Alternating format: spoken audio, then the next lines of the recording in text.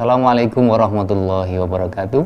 Pemirsa TVMU yang budiman, saat ini kita berada di TVMU dalam acara program Ramadan di rumah yang diselenggarakan oleh PP Muhammadiyah bekerjasama dengan Lazismu, bekerjasama dengan MCC. Para pemirsa sekalian, pada kesempatan ini kita akan bersama Profesor Dr. Baidowi yang akan memaparkan tentang tema pada hari ini adalah menjadi pendidik kreatif di masa pandemi COVID-19. Perlu kita sadari bersama, di Muhammadiyah ini memiliki banyak sekali sekolah-sekolah, ya, bahkan ribuan sebagai amal usaha Muhammadiyah yang dalam pandemi ini memiliki tantangan yang luar biasa, terutama bagi para pendidiknya. Dengan segala keruwetan, dengan segala tantangan, kemudian ada berbagai cobaan yang harus dilalui di dalam melaksanakan pendidikan ini. Maka pada kali ini akan dipaparkan oleh Profesor Dr. Baidowi bagaimana strategi menjadi pendidik yang kreatif.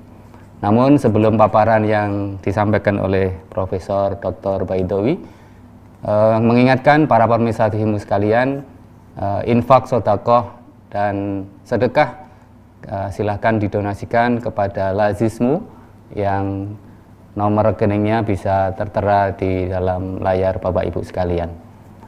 Baik, pemirsa TVMU yang dirahmati Allah, kita akan dengarkan bersama paparan dari Profesor Dr. Baidowi mengenai kreativitas para pendidik di dalam masa pandemi saat ini. Assalamualaikum Profesor Baidowi. Waalaikumsalam warahmatullahi wabarakatuh. Oke, baik, kita sudah berada di TVMU. Ada 12 menit paparan Prof untuk tema pada saat ini. Kami persilahkan Prof untuk dipaparkan. Baik, terima kasih. Assalamualaikum warahmatullahi wabarakatuh. Waalaikumsalam warahmatullahi wabarakatuh. Alhamdulillahirabbil alamin. Assalatu wassalam ala asrofil anbiya wal mursalin wa ala alihi washabbihi ajmain. Amma ba'du. Para pemirsa TVMU yang saya hormati dan saya banggakan, alhamdulillah kita sudah sama-sama dalam keadaan sehat, mendapat karunia sehat. Dan kita alhamdulillah sudah bisa menjalankan ibadah puasa Ramadan masuk hari ke-24. Alhamdulillah sudah masuk 10 hari terakhir pada bulan Ramadan 1441 Hijriah ini. Saya mendapat kehormatan untuk menyampaikan suatu pemikiran bagaimana menjadi pendidik kreatif di masa pandemi COVID-19. Saya selaku Ketua Majelis Pendidikan Dasar dan Menengah Pimpinan Muhammadiyah ingin tukar wawasan dengan Bapak Ibu semua, dan saya perlu melaporkan kepada para pemirsa mengenai peta pendidikan Muhammadiyah yang ada di Indonesia. Kalau kita lihat dari jumlah sekolah yang ada di Indonesia, dari tingkat SD, MI sampai SMA, MTA, MA, itu jumlahnya itu sudah mencapai cukup besar, 5.785 sekolah yang tersebar di seluruh Indonesia. Walaupun dari jumlah yang 5.785 tadi, 44% atau 45% itu ada di Jawa. Ada di Jawa. Nah, sisanya itu ada di luar Jawa. Nah, dengan jumlah sekolah yang sebanyak itu, maka jumlah guru di sekolah Muhammadiyah itu, sekolah dan madrasah Muhammadiyah itu jumlahnya sudah mencapai 75.790 guru. Itu adalah jumlah guru yang ada di sekolah Muhammadiyah. Nah, penyebarannya yang tadi saya katakan bahwa 44-45% itu ada di Jawa, termasuk gurunya 45% Jawa. Nah, ini kondisi secara umum peta tentang sekolah-sekolah yang ada di Indonesia tentang sekolah madrasah Muhammadiyah. Nah, kalau dari segi kesejahteraannya, memang guru-guru Muhammadiyah sebagian itu sudah mendapatkan sertifikasi gitu. Tetapi belum seluruhnya, kira-kira baru 60% lah, sekitar 60-an% guru itu tersertifikasi. Tapi lebih dari 30%, hampir sepertiganya, itu belum tersertifikasi. Artinya, kesejahteraan mereka itu sangat tergantung dari kemampuan sekolah atau yayasan itu. Dan itulah yang tersebar biasanya pada sekolah-sekolah yang notabene kecil sekolah-sekolah kecil. Nah, dari jumlah sekolah yang ada tadi yang sudah terakreditasi A itu sekitar hampir 2.000. Hampir 2.000 itu terakreditasi A, sekitar 1.856 lah itu yang sampai posisi bulan Maret yang lalu. 1.856 sekolah madrasah Muhammadiyah itu terakreditasi A. Sedangkan yang 2.970, hampir 3.000, itu akreditasinya B. Sisanya itu yang akreditasi C atau bahkan belum terakreditasi. Itu kondisi sekolahnya. Jadi kalau kita lihat yang terakreditasi A itu dalam tanda petik dari segi kualitas lumayan, biasanya muridnya lebih banyak, kemudian kalau murid banyak artinya kesejahteraan gurunya juga lebih terjamin. Itu kira-kira begitu kondisi gambaran umum. Nah, oleh karena itu problematika dari pendidikan Muhammadiyah itu sangat beragam sekali. Bahkan kemarin berdasarkan atas problematika yang ada tadi, kondisinya yang tersebar tadi, memang secara umum sekolah madrasah Muhammadiyah itu sebagian besar itu pada keluarga menengah ke bawah. Pada keluarga menengah ke bawah. Itulah yang terjadi. Sehingga dari segi problematika yang muncul, pernah kita diskusikan itu banyak sekali kendala-kendala yang dihadapi, khususnya sekolah-sekolah yang kurang maju, yang muridnya sedikit gitu. Nah itu yang terjadi. Oleh karena itu, pada masa pandemi ini, kami juga pernah melakukan Rakornas Majelis Dikdasmen pada tanggal 5 Mei. Pada tanggal 5 Mei 2020 ini kita sudah mengangkat permasalahan pendidikan Muhammadiyah pada masa pandemi. Ada 3 kasus utama yang muncul. Yang pertama adalah masalah bagaimana pembelajaran di sekolah madrasah Muhammadiyah itu yang masalah yang pertama. Yang masalah yang kedua adalah soal SPP, bagaimana SPP-nya. Karena dalam kondisi pandemi ini kan semua belajar dari rumah gitu. Dan yang ketiga, bagaimana pembayaran gaji guru. Nah, alhamdulillah untuk yang kedua dan ketiga ini, kemarin tanggal 14 itu baru saja dibahas dalam bentuk dengan Zoom ini, dari Majelis Dikdasmen menyelenggarakan diskusi tentang bagaimana kekuatan dari sekolah-sekolah yang karena dalam diskusi tanggal 5 itu kemampuan sekolah-sekolah yang menengah ke bawah itu untuk membayar gaji itu agak daya tahannya itu sudah agak mengkhawatirkan.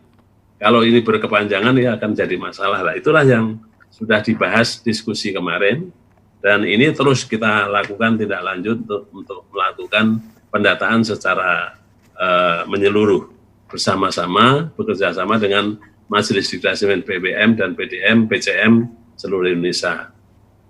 Nah, kesempatan ini yang akan kita diskusikan yang menyangkut masalah bagaimana pembelajaran di sekolah madrasah Muhammadiyah, khususnya yang kita sorot dari segi pendidiknya.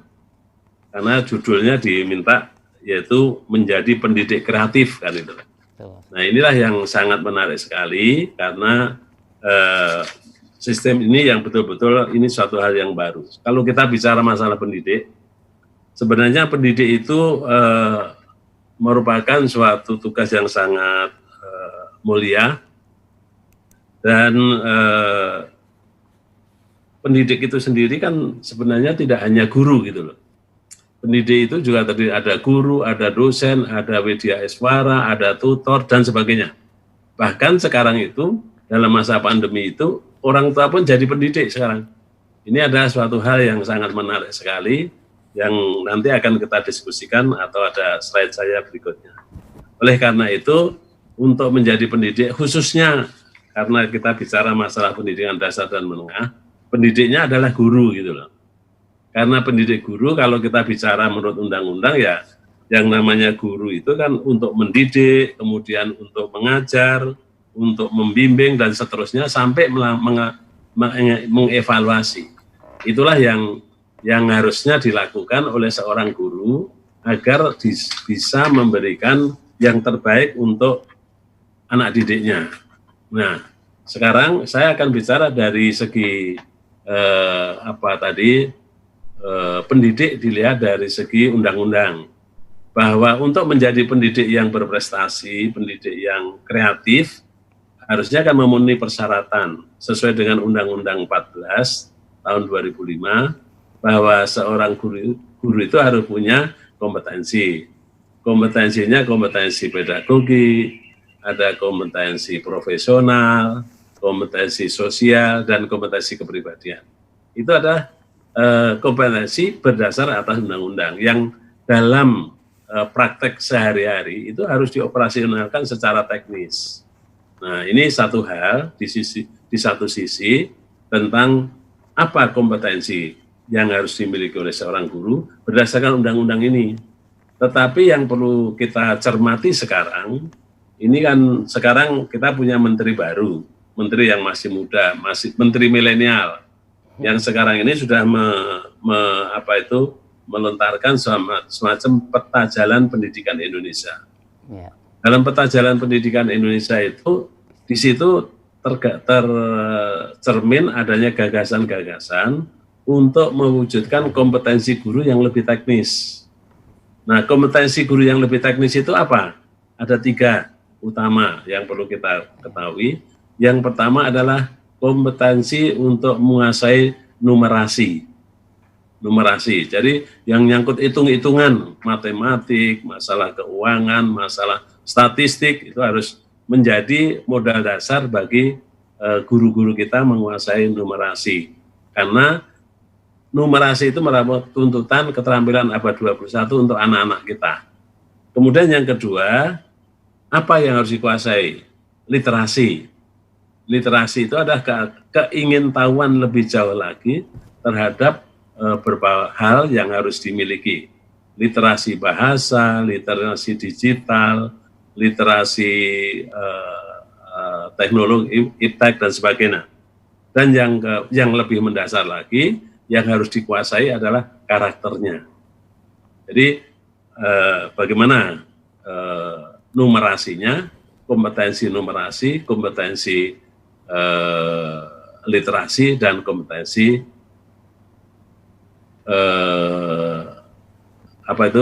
karakter.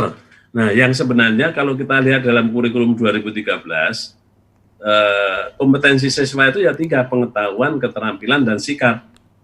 Ya, itulah yang muncul, dan sekarang akan lebih teknis lagi bahwa guru-guru kita didorong, diminta untuk menguasai numerasi, literasi, dan karakter. In action, bukan hanya teori, gitu loh. Inilah yang ingin dicapai. Oleh karena itu, kemampuan in action untuk menyampaikan numerasi, literasi, maupun karakter itu sangat terkait dengan kompetensi pedagogik. Kompetensi pedagogik itu yang merupakan suatu syarat utama bagi seorang guru, seorang pendidik, bagaimana bisa mentransfer ilmunya itu kepada anak didiknya, sehingga mereka harus menyiapkan bagaimana membuat persiapan mengajar dan sebagainya, yang sekarang diharapkan lebih sederhana, tetapi ada persiapannya, ada menguasai substansinya, penguasaan terhadap substansi, sampai bisa melakukan penilaian-penilaian. Itulah yang dimaksud dengan penguasaan pedagogik yang harus dimiliki oleh teman-teman guru kita. Nah, dari penguasaan pedagogik, kita sekarang pada era pandemi di mana belajar kita itu adalah belajar dari rumah.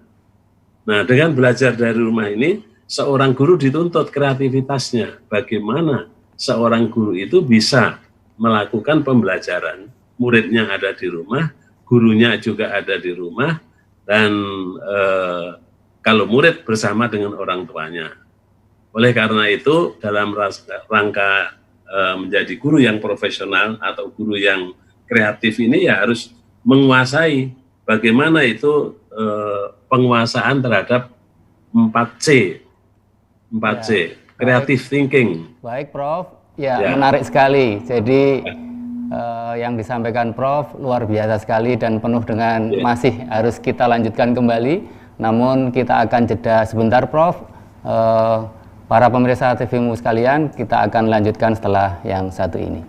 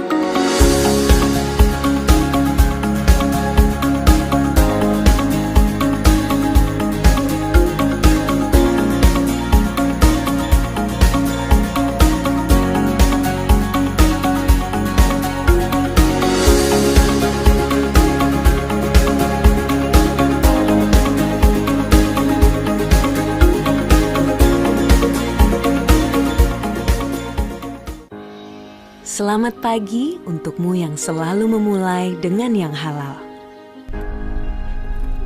Memulai yang pertama dengan semangat. Memulai menyebarkan inspirasi. Kecantikan sejati dimulai dari inovasi tanpa henti. Kebaikan dimulai dari yang halal. Wardah halal dari awal.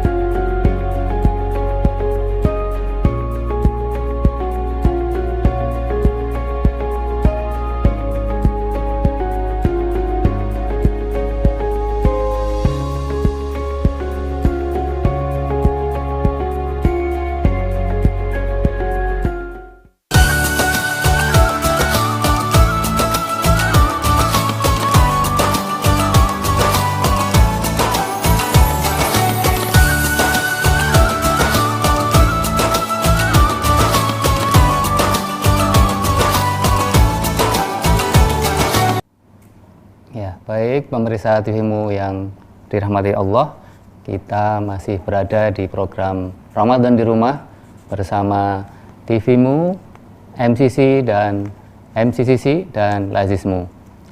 Sebelum kita lanjutkan, kami ingatkan kembali para pemirsa TVMU sekalian untuk infak sedekah zakatnya bisa disalurkan lewat Lazismu sesuai dengan yang tertera di layar Bapak Ibu sekalian.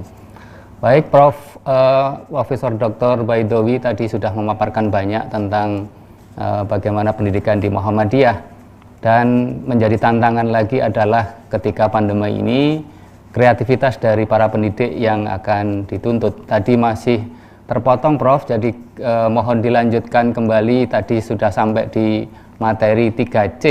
Ya, mungkin itu akan dipaparkan lebih lanjut oleh Profesor Dr. Baidowi. Kami persilahkan, Prof.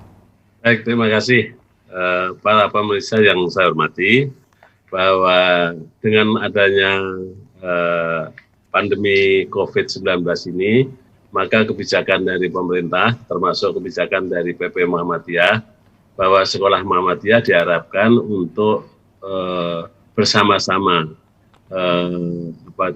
mencegah penyebaran corona. Oleh karena itu kita harus betul-betul di Sekolah Muhammadiyah mentaati berbagai protokol kesehatan. Oleh karena itu belajar dari rumah juga menjadi kebijakan dari PP Muhammadiyah, termasuk kebijakan Majelis Diktasmen. Dengan pembelajaran dari rumah, belajar dari rumah tadi, berarti ada terjadi tripartit antara guru, orang tua, dan siswa. Kenapa saya katakan tripartit? Bahwa sebenarnya orang tua pun juga punya peran untuk mendidik anak-anaknya. Tapi ketika itu COVID terjadi, orang tua tidak hanya mendidik yang biasa dilakukan pendidikan karakter di rumah saja, tapi juga orang tua bisa diminta untuk melakukan proses pendidikan di rumah itu, memandu, mengikut mengawasi anak-anaknya. Terutama untuk yang sekolah-sekolah dasar, SMP itu masih banyak memerlukan bimbingan dari anak-anaknya. Oleh karena itu, tadi saya katakan, orang tua pun juga menjadi pendidik untuk anak-anaknya sendiri. Nah, oleh karena itu seorang guru memang belajar dari rumah bukan berarti liburan, bukan, tetapi ya sesuai dengan jadwal yang ada untuk itu. Oleh karena itu ketika banyak tuntutan, ini kan kita libur, padahal gurunya tetap diharapkan menjadi guru yang kreatif, mempersiapkan materi yang diajarkan, membuat persiapannya seperti apa, melakukan pembelajarannya seperti apa. Diusahakan kan pembelajaran itu kalau bisa interaktif. Ternyata dari survei yang kita lakukan, yang dilakukan interaktif itu hanya sekitar 15-19%, dan sebagian besar itu menggunakan WA artinya hanya memberi tugas soal atau memberi materi ringkasan-ringkasan, interaktifnya kurang. Nah, itulah yang harus dicari bagaimana solusi yang terbaik agar pembelajaran itu bagus. Oleh karena itu, tripartit seperti negara-negara yang maju, misalnya di Swedia, itu negara yang sudah terus melakukan pembelajaran tripartit. Orang tua, sekolah, dan murid itu melakukan kerjasama bagaimana pendidikan anak itu ini. Dan ini ada hal-hal yang positif, bahwa orang tua mulai paham untuk mendidik anak itu tidak mudah, kesadaran orang tua terhadap pendidikan juga menjadi lebih tinggi lagi. Tapi sisi lain, tuntutan kepada guru-guru kita, bagaimana dalam kondisi belajar dari rumah itu bisa mengembangkan kreativitasnya. Kalau bisa dengan interaktif. Kalau itu terbatas, tidak bisa interaktif, bagaimana yang harus ditempuh oleh guru itu? Maka dia harus bisa tadi melakukan forsis tadi, melakukan kerjasama dengan orang tuanya, kerjasama dengan FGM-nya, bekerja sama dengan siapa yang bisa diajak untuk membantu anak-anak itu, membuat peta anak-anaknya itu lokasinya di mana yang bisa dibuat terobosan-terobosan untuk melakukan pembelajaran yang terbaik untuk anak-anak kita. Jadi tuntutan kreativitas itu kreativitas untuk memanfaatkan teknologi, kreativitas untuk melakukan model pembelajaran yang relevan sesuai dengan kondisi lingkungan masing-masing. Kira-kira itu Pak yang bisa kami sampaikan. Kita lanjutkan aja pada diskusi. Terima kasih. Ya, baik Prof. Sangat menarik sekali tadi yang disampaikan oleh Prof. Dituntut kreativitas di dalam masa pandemi ini. Para guru pendidik yang tadi sudah disampaikan tidak hanya sekedar guru SD, SMP, SMA, bahkan dosen, bahkan widaswara dan yang lain. Terutama kompetensi dasar yang harus dimiliki yang sekarang ini adalah kreativitas berupa numerasi, kemudian literasi dan karakter. Ini menjadi tantangan Prof. Jadi bagi banyak pihak ketika dalam masa pandemi ini. Baik, ini sudah banyak pertanyaan melalui WA yang akan kita jawab bersama. Yang pertama dari Pak Gufron di Jakarta. Pandemi COVID-19, posisi guru digantikan dengan platform online. Fungsi humanis guru tergerus dengan lomba asesmen. Mohon pencerahan dari Prof. Baidowi. Ya. Tadi sudah ada pertanyaannya kurang jelas Pak. Ya, Saya bacakan kembali, ini dari Pak Gufron, memaparkan bahwa pandemi COVID-19 itu posisi guru digantikan dengan platform online. Jadi fungsi humanis guru tergerus dengan lomba asesmen. Nah, ini bagaimana menurut Prof tentang kasus seperti ini atau pendapat seperti ini?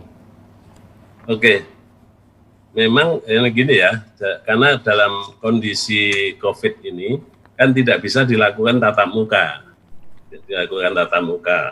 Oleh karena itu diharapkan pembelajaran itu dengan sistem online. Tetapi ketika itu dengan online, maka banyak yang ditempuh pembelajaran itu. Pertama, ada yang belajarnya itu melalui Android. Kemudian yang Android terus menggunakan aplikasi atau ada interaktifnya.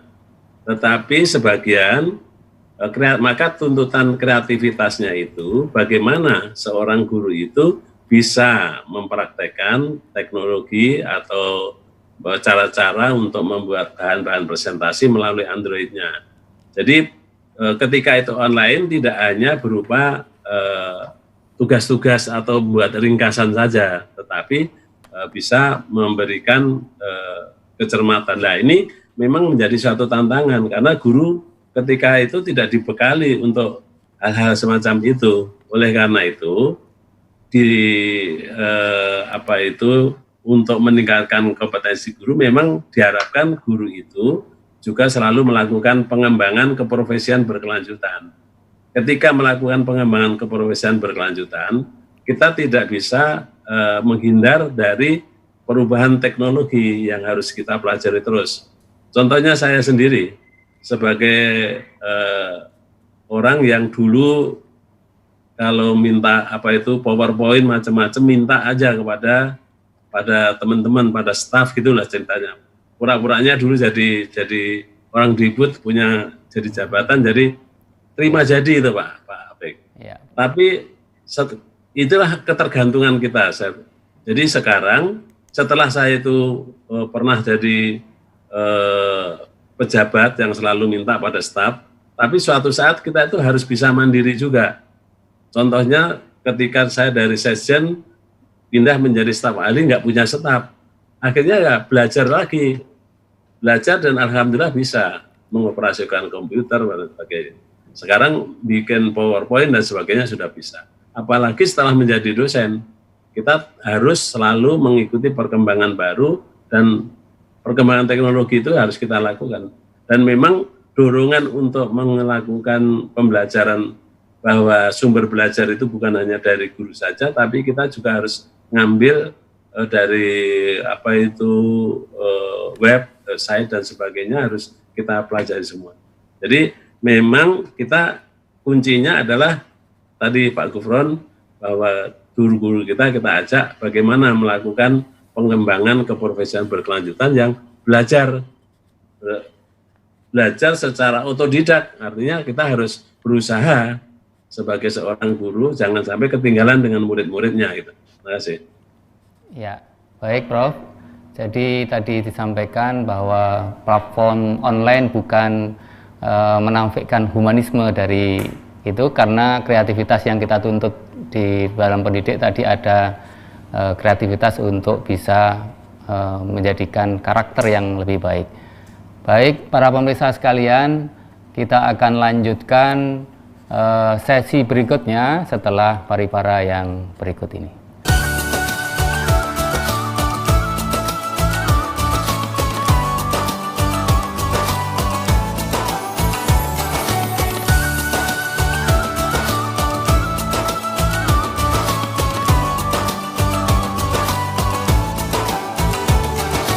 Batik Nasional Muhammadiyah sudah menjadi kebanggaan bagi setiap warga Muhammadiyah.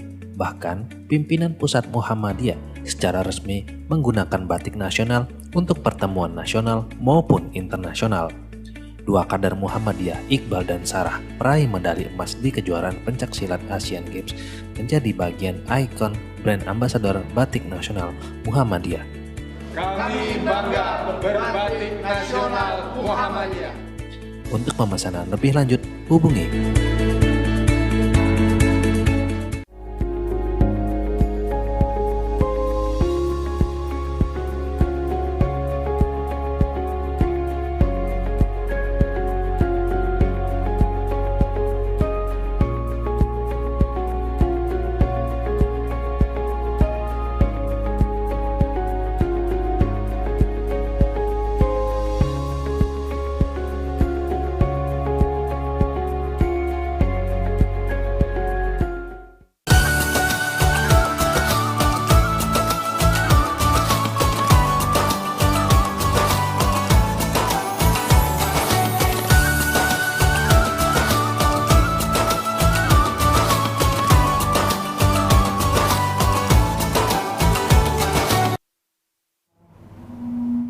Baik, para pemirsa TVMU yang dirahmati Allah, kita masih pada program Di Rumah Aja bersama TVMU, MC Dika, dan Lazismu. Saya ingatkan kembali bahwa kita tunggu donasinya zakat infak sodakoh di Lazismu sesuai dengan nomor rekening yang ada tertera di layar Bapak Ibu sekalian. Prof Baidowi, ini sangat menarik sekali bahwa ternyata masih banyak sekali WhatsApp yang masuk untuk menanyakan tema yang saat ini dipaparkan oleh Prof Baidowi mengenai kreativitas pendidik di masa pandemi. Baik, kita bacakan dari Ibu Umi Lombok. Assalamualaikum Prof, bagaimana posisi guru untuk mendidik murid berkaitan dengan situasi saat ini yang mengharuskan kita belajar via online, agar tidak terlalu memberatkan siswa, tetapi juga materi yang seharusnya diajarkan itu tercapai. Ya, ini dari Lombok, Prof. Jadi ada kendala, mungkin karena daerah, karena lokasi, sehingga dituntut tetap online, tetapi diharapkan tidak memberatkan dari siswanya. Nah, ini bagaimana strateginya? Baik, terima kasih Bumi. Terima kasih atas pertanyaannya dari Lombok. Memang gini ya, kalau kaitannya dengan pembelajaran sekarang ini dalam situasi COVID, kita juga perlu tahu tentang kondisi yang real ini. Bahwa pertama, gurunya masih belajar, banyak guru yang masih belajar untuk melakukan online, sehingga inilah yang pekerjaan baru. Yang kedua, anak-anaknya juga harus belajar bagaimana belajar online, karena biasanya anak-anak itu menggunakan HP itu kan untuk main ya, main game. Ya, tapi betul, yang berikutnya kita juga lihat bahwa orang tua juga diharapkan untuk membimbing anak-anaknya, terutama yang masih SD. Oleh karena itu, bagaimana supaya tugas ini tidak memberatkan? Oleh karena perlu kita lihat ada kebijakan dari Kementerian Dikbud bahwa dalam situasi COVID itu yang diutamakan pertama kali yang harus dilakukan itu bagaimana mendidik anak-anak itu bersama-sama untuk memerangi corona ini, artinya mencegah penyebaran corona. Itu yang diutamakan. Jadi harus dilakukan itu. Kemudian di dalam pelaksanaan pembelajaran itu juga ada bukan suatu anjuran, bukan suatu perintah. Kalau belum bisa mencapai KKM, ya KKM-nya diturunkan sedikit gitu loh. Nah, ini satu hal yang karena masa transisi, masa yang kurang ini, sehingga anak itu tidak terlalu diberati untuk ngejar KKM-nya gitu loh. Tetapi yang diharapkan materi yang disederhanakan tadi, maka kreativitas tadi kan menyederhanakan materi yang diberikan untuk anak-anak, diambil yang pokok-pokok saja, tidak terlalu banyak gitu loh. Inilah ya, kalau itu ada semacam KIKD, maka KD-KD yang utama itulah yang diharapkan dipilih oleh para guru tadi, diberikan kepada siswanya, tidak sampai terlalu mendetail sampai yang kecil-kecil. Kira-kira itu cara kita mengurangi beban siswa jangan terlalu banyak. Jadi bukan tugas yang terlalu banyak, tapi ya dengan tetap ada pekerjaan yang terjangkau oleh anak. Dan disesuaikan dengan kondisi daerah. Kalau mereka di daerahnya itu tidak bisa terjangkau, kan bisa juga dilakukan pertemuan terbatas gitu.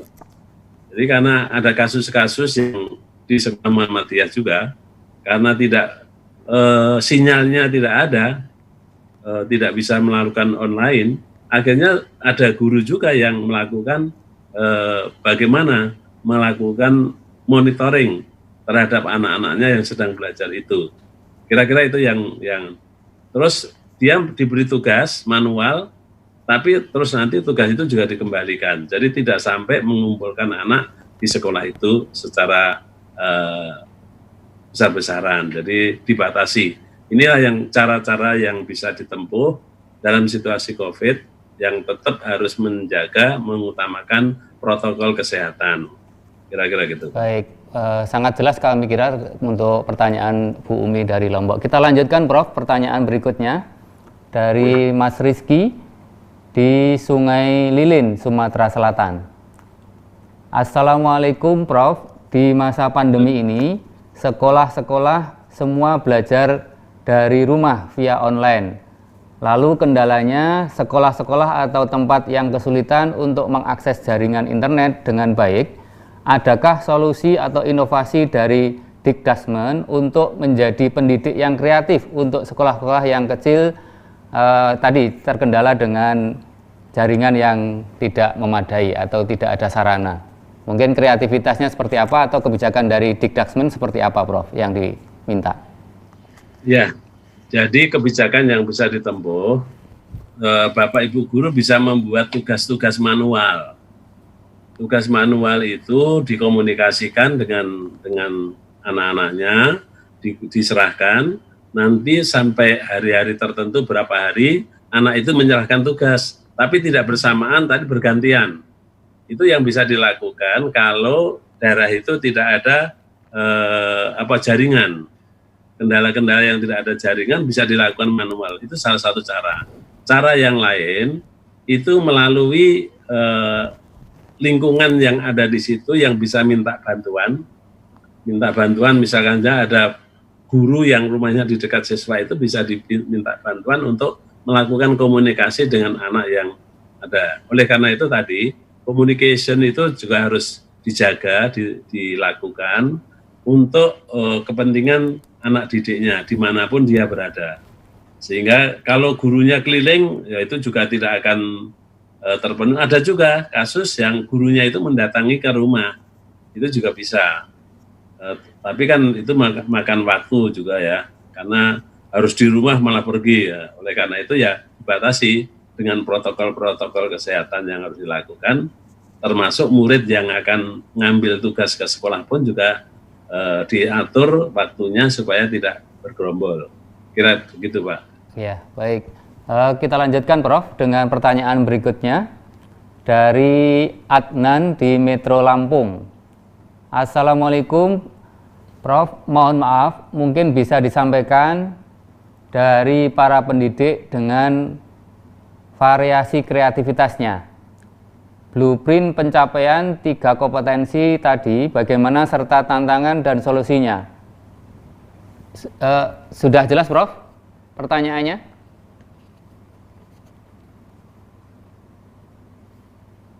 Halo. Prof?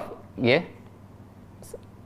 Ada pertanyaan dari Metro Lampung mengenai blueprint pencapaian 3 kompetensi Prof. Ya. Jadi kalau pencapaian 3 kompetensi yang ada, tadi kan ada literasi, kemudian ada numerasi, kemudian ada karakter. Bagaimana untuk mencapai itu? Oleh karena itu, yang harus dilakukan adalah dengan memberikan berbagai, kalau karakter ya, karakter itu adalah pencapaian kegiatan-kegiatan real yang terdiri dari 18 indikator karakter itu sendiri, dari disiplin, kerja keras, dan inilah yang menjadi acuan untuk blueprint yang harus dicapai di dalam pendidikan karakter. Kalau pendidikan karakter kan sudah ada itu PPK-nya, PPK dengan pendidikan karakter. Nah, sekarang yang kaitannya dengan numerasi dan ini, kalau kita lihat dalam satu contoh misalnya saja, bagaimana kemampuan-kemampuan mereka itu untuk misalnya saja kaitannya dengan matematik. Itu juga numerasi itu termasuk hitung-hitungan matematik, kemudian yang termasuk akuntansi kalau itu ekonomi, kemudian termasuk statistik dan sebagainya, itu kalau di tingkat SMA. Tapi kalau di tingkat bawah, kalau yang namanya kemampuan-kemampuan yang harus diukur itu ya itu ada dalam sistem penilaian mata pelajaran yang terkait dengan pengembangan otak kanan, otak kiri itu. Gitu.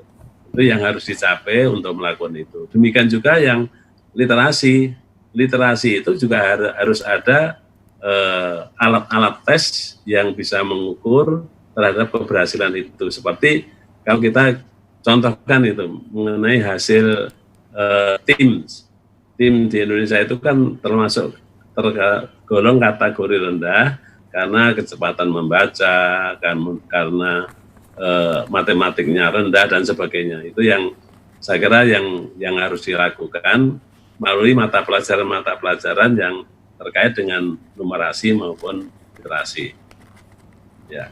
Ya, baik. Saya kira sudah cukup jelas. Kita lanjutkan dengan pertanyaan WhatsApp berikutnya dari M. Mahmud Lamongan. Jadi di masa pandemi COVID-19 ada kritik dari salah satu pengamat pendidikan bahwa guru-guru kualitasnya sangat rendah. Satu, bagaimana menurut Majelis Dikdasmen, lalu upaya apa yang dilakukan Majelis Dikdasmen untuk meningkatkan kualitas dan kreativitas guru, terlebih dalam masa pandemi COVID-19? Ya, monggo Prof. Baik, terima kasih. Jadi gini, kalau dari segi persyaratan untuk menjadi guru itu sebenarnya kan sudah jelas. Kompetensi-kompetensi yang harus dimiliki oleh guru. Tetapi dalam praktek itu kadang-kadang karena berbagai hal, faktor ini yang kurang mendapatkan perhatian dari teman-teman guru untuk melakukan itu. Oleh karena itu, dalam melakukan langkah-langkah yang ditempuh oleh Dikdasmen untuk peningkatan mutu guru, kita bisa kita lakukan dengan dua pendekatan. Pendekatan yang pertama dilakukan internal dari majelis. Internal majelis itu adalah karena pendidikan itu kan ada dari Majelis Dikdasmen itu baik tingkat pusat, tingkat provinsi, tingkat daerah, sampai tingkat cabang. Nah, internal yang dimaksud dari internal majelis, bahwa semuanya itu harus punya suatu komitmen bagaimana meningkatkan guru di sekolah madrasah masing-masing. Karena kita kan sudah ada semacam desentralisasi juga. Diharapkan kualitas itu tetap meningkat. Oleh karena itu dari tingkat pusat kita itu melakukan sistemnya TOT, Pak. TOT untuk kepala sekolahnya, TOT untuk guru esmubanya, kemudian TOT untuk mata pelajaran. Nah, dari TOT yang ada, kita latih dari provinsi. Maka PBM diharapkan untuk melakukan pelatihan di tingkat provinsinya masing-masing. Demikian juga PDM untuk melakukan peningkatan kualitas gurunya masing-masing. Itu adalah satu cara yang kita lakukan secara internal dari Majelis Dikdasmen. Tetapi juga ada cara yang kita tempuh dengan cara lain, yaitu dengan menggunakan komunikasi. Saya melalui Majelis Dikdasmen, kami bekerja sama dengan LPMP atau Lembaga Penjaminan Mutu Pendidikan di seluruh Indonesia. Kita ada kesepakatan dengan tingkat pusat bahwa LPMP itu untuk membantu sekolah-sekolah Muhammadiyah. Nah, berdasarkan atas kesepakatan kita bersama, maka LPMP juga diberi tugas bagaimana untuk membantu sekolah Muhammadiyah. Nah, itu diharapkan masing-masing PWM, PDM itu proaktif untuk dengan LPMP untuk mendaftarkan guru-gurunya bisa mengikuti berbagai kegiatan pelatihan yang dilakukan oleh LPMP maupun yang dilakukan oleh UPT Dikbud. Jadi UPT Dikbud itu banyak yang melakukan kegiatan. Sehingga ada contoh misalnya dalam kegiatan lomba guru berprestasi, saya juga menemukan beberapa guru Muhammadiyah yang ikut lomba guru berprestasi, lomba kepala sekolah berprestasi. Artinya ada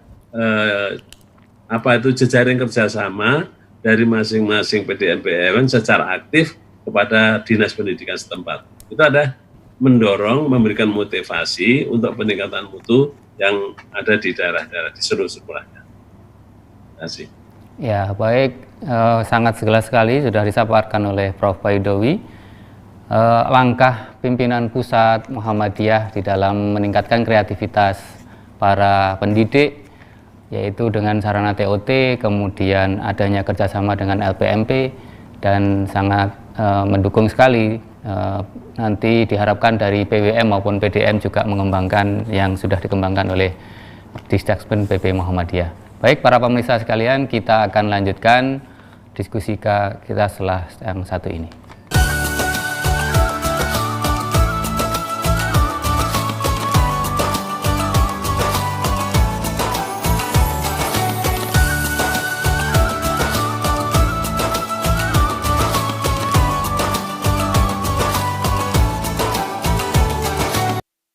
Suara Muhammadiyah sebagai amal usaha resmi Muhammadiyah hadir untuk menjadi bagian jamaah Muhammadiyah dalam memfasilitasi kebutuhan perjalanan dan pendampingan ibadah umroh jamaah Muhammadiyah.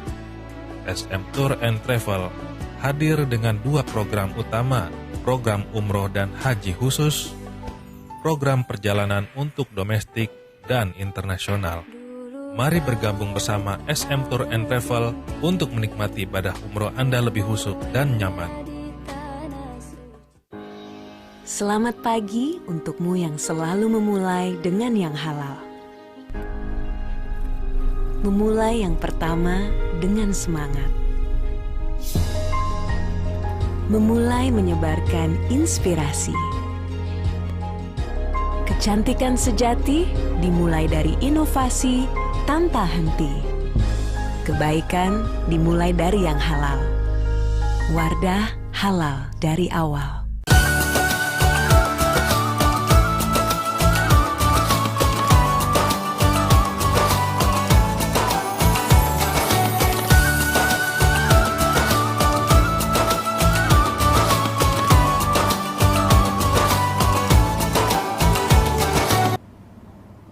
Pemirsa TV-mu yang budiman, masih bersama Prof. Baidowi, Ketua Majelis Disdakmen PP Muhammadiyah, yang hari ini memaparkan banyak hal tentang kreativitas para pendidik, terutama di masa COVID-19. Kita lanjutkan kembali pertanyaan dari para pemirsa melalui WhatsApp, yang pada kesempatan ini sudah banyak sekali masuk. Ini mohon nanti jawaban singkat dari Prof. Dari Bu Deni Aisyah Jepara. Menarik sekali kajian sore hari ini. Pertanyaannya, kiat-kiat apa yang supaya kita semua bangga bersekolah di Persyarikatan Muhammadiyah, sehingga bisa menepis argumen bahwa sekolah Muhammadiyah bukan hanya milik masyarakat menengah ke bawah aja. Monggo Prof, dijawab secara singkat. Baik, terima kasih. Kata kuncinya, sekolah itu akan membanggakan kalau sekolah itu berprestasi, sekolah itu berkualitas. Artinya siapapun yang bisa sekolah di situ betul-betul memberikan nilai tambah untuk anak-anaknya. Baik itu dari segi sikap, perilaku maupun pengetahuannya. Jadi menguasai kognitif, afektif, psikomotorik secara bagus. Terima kasih. Ya, baik. Cukup jelas kami kira, jadi memang dituntut kreativitas dari para pendidik, terutama bagaimana menciptakan sekolah yang punya prestasi dan berkualitas. Nah, ini kita sambung lagi dengan pertanyaan berikutnya dari Pak Taufik Jogja. Bagaimana rumusan Majelis Disdakmen PP Muhammadiyah untuk sekolah-sekolah Muhammadiyah menyongsong pendidikan di TNN, the new normal, pasca pandemi COVID-19. Bagaimana dengan sekolah-sekolah Muhammadiyah di pelosok dan minim sumber daya dipersiapkan beradaptasi dengan protokol tersebut? Ya, tentang new normal, Prof. Ya. Putus-putus suaranya, Pak. Putus-putus nggak jelas. Ya, ini dari... Saya ulangi, Prof. Dari pertanyaan dari Pak Taufik Jogja. Ya, bagaimana Majelis Didaksmen memberikan solusi untuk menyongsong proses pendidikan di TNN, the new normal pasca pandemi. Ini the new normal masa pandemi. Jadi mungkin apa strategi dari Didaksmen untuk menyambut the new normal pasca pandemi, mempersiapkan sekolah-sekolah yang ada di Muhammadiyah untuk menyongsong the new normal pasca pandemi. Gini, pasca pandemi ya yang diminta. Ya, nggih, Prof. Ya, jadi gini, kita menyadari bahwa pencapaian KKM itu memang belum tercapai dengan baik. Oleh karena itu, saya sudah membuat suatu edaran, rencana menyiapkan edaran supaya anak-anak di sekolah Muhammadiyah itu KKM-nya itu tidak hilang. Oleh karena itu, pada awal tahun pelajaran baru, artinya setelah pandemi ini, ada semacam semacam ada penguatan materi, artinya ada pendalaman materi sebelum masuk tahun ajaran baru. Nah, itu strategi supaya lulusan atau anak-anak yang mau belajar itu tidak kehilangan kompetensi yang harus dimiliki. Jadi itu himbauan dari strategi yang kita siapkan, yaitu membuat semacam pendalaman materi sebelum masuk tahun ajaran baru. Jadi kalau misalkan tahun ajaran baru itu sampai mulai bulan Juli 2020, maka mungkin 1-2 bulan atau 3 bulan pertama atau 4 bulan pertama itu dipakai untuk mengulang atau memperbaiki pembelajaran pada masa pandemi. Kira-kira begitu, Pak. Artinya setelah pandemi itu ya KKM anak itu menjadi utuh kembali. Itu yang diharapkan begitu. Oke, baik Prof. Jadi nanti setelah pandemi itu diharapkan sekolah-sekolah atau pendidik juga memberikan program pendalaman materi yang kemarin pada saat pandemi atau saat ini pandemi itu sempat tertinggal. Baik, kita lanjutkan pertanyaan WhatsApp berikutnya dari mana nih? Pak Darmadi di Solo, Prof. Jadi dekat dengan Prof ini. Assalamualaikum warahmatullahi wabarakatuh. Prof, untuk membantu sekolah-sekolah yang kurang mampu, bagaimana manajemen pendidikan kita dengan sistem sentralisasi keuangan? Mohon pencerahan. Syukron kasir. Oke, itu masalah keuangan berarti ya. Jadi gini, diharapkan itu ada semacam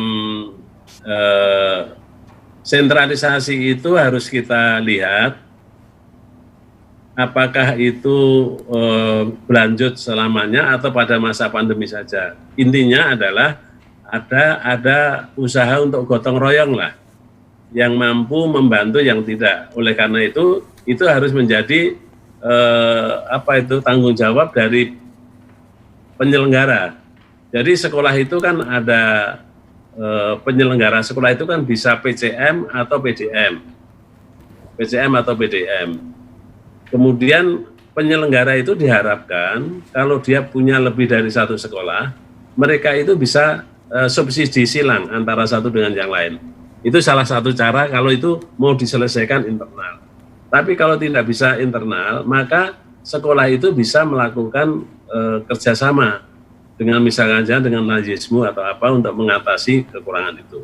Tapi kalau kaitannya tadi masalah sentralisasi keuangan, itu yang penting bahwa dengan sentralisasi keuangan tidak mengganggu operasionalisasi sekolah-sekolah yang ada. Jadi ini harus betul-betul sangat dikaji dengan baik. Sentralisasi itu jangan sampai merugikan sekolah. Oke, sentralisasi itu harus tetap menjaga kelancaran sekolah itu untuk melakukan kegiatan-kegiatan selama membutuhkan uang yang diperlukan itu. Misalkan saja, kalau itu sentralisasi, sekolah itu butuh uang, perlu uang pada bulan Januari, ya harus ada pada itu. Karena banyak kasus dengan sentralisasi sekolah itu tidak bisa mengelola anggaran yang didapat dari sekolah sendiri, kadang-kadang begitu. Tapi kalau dalam masa pandemik ini, intinya adalah harus bisa ada subsidi silang dari yang mampu kepada yang tidak mampu.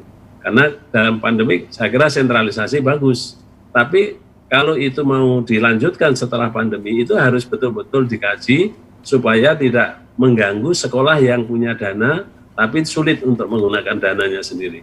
Itu, makasih.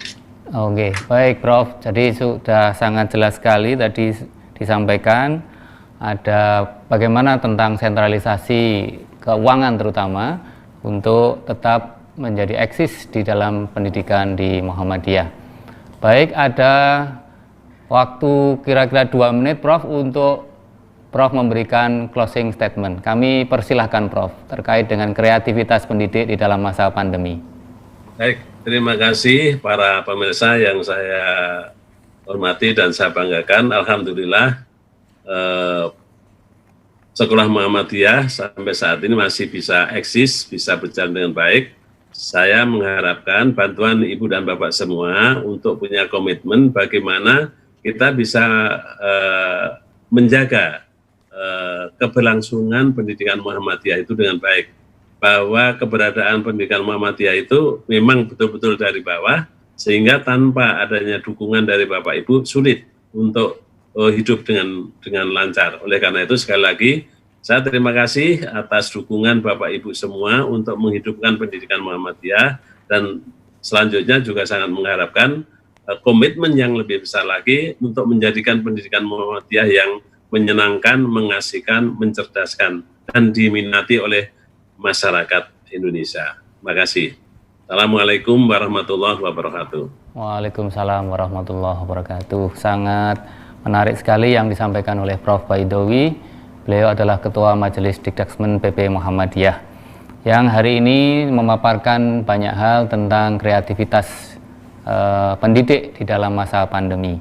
Tadi disampaikan kreativitas yang diharapkan adalah numerasi, kemudian literasi, dan pembangunan karakter yang optimal.